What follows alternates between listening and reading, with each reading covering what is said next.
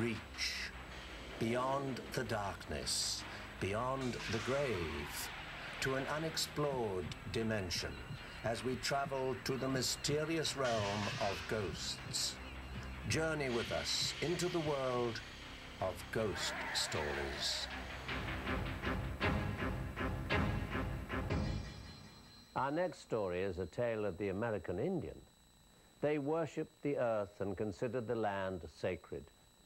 But could their devotion have been so great that even today their spirits linger on as reminders and caretakers of the past?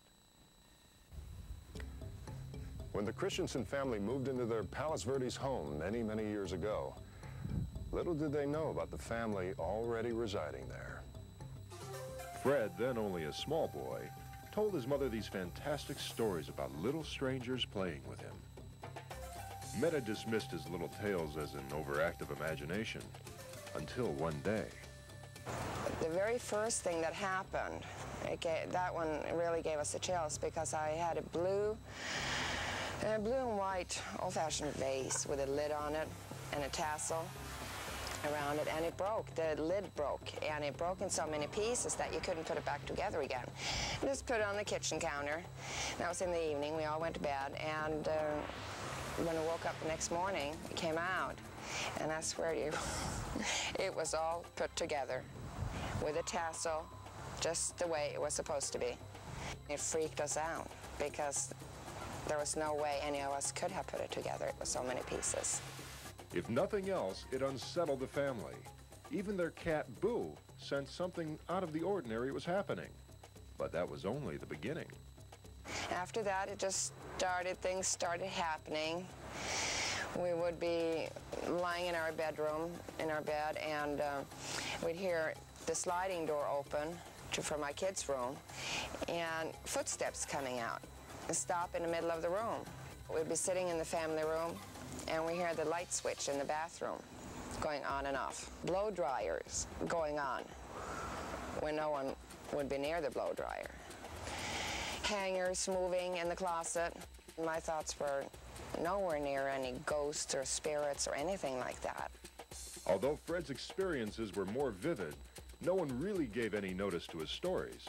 All children told incredible stories, didn't they? It was a typical California summer afternoon when Meta had her first visual encounter. When I was sitting by my desk and I saw something on the corner of my eye, and I looked over and I saw this tall Indian. And I just didn't react immediately, but then I just threw my face back again like that and see, what was that? And he was gone, just gone. So then I ran outside because there was an Indian there, tall Indian, and there was no one there. And that's when I started maybe thinking a little bit more seriously about what Fred had seen. The strange part was that Fred's stories also included apparitions of two little Indian girls. I was watching cartoons and I'd just focus on some place and just sit down, and I felt like the chair would be moving back and forth like a Ferris wheel or something.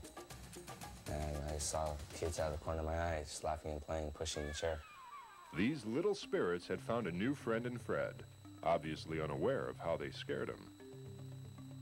When I was laying in bed, I felt like something tugging. The sheets weren't moving, but I felt like the pressure moving back and forth, like being pushed out of bed in my legs. So I called my mom in, and then I had to sleep in her room for that night. The family was reluctant to tell anyone about the strange things they'd been experiencing. People have a tendency to believe that it's in your imagination. But Meta did tell some friends. One of them knew the history of the area. Slowly, things started to fall in place. Centuries ago, Indian villages dominated the Palos Verdes Peninsula and San Pedro Bay. The beauty of the land inspired them to settle down, and there they stayed for hundreds of years. In my neighborhood, where we live by that encampment, it's the most natural area for the whole Indian encampment. They had the trading route that went all along the coast here, and they went over to Catalina Island and traded with people of Catalina Island. It was inevitable with all the Indian villages that there would be Indian burial grounds. And it is on one such burial ground that the house is built where Meta and her family are living. Is it possible that Indian spirits are still roaming the land that they once inhabited? There's no doubt in my mind now at all that right where we live, there are spirits. There are. There's no doubt about it. It took the family a long time to get used to these supernatural visitors.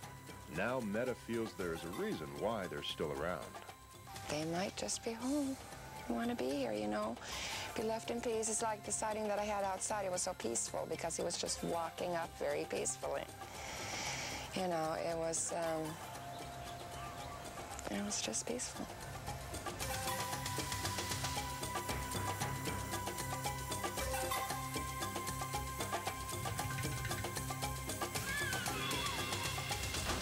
Behind me, I heard the faint sound of crying, and the sound of the crying was coming from the gas chamber.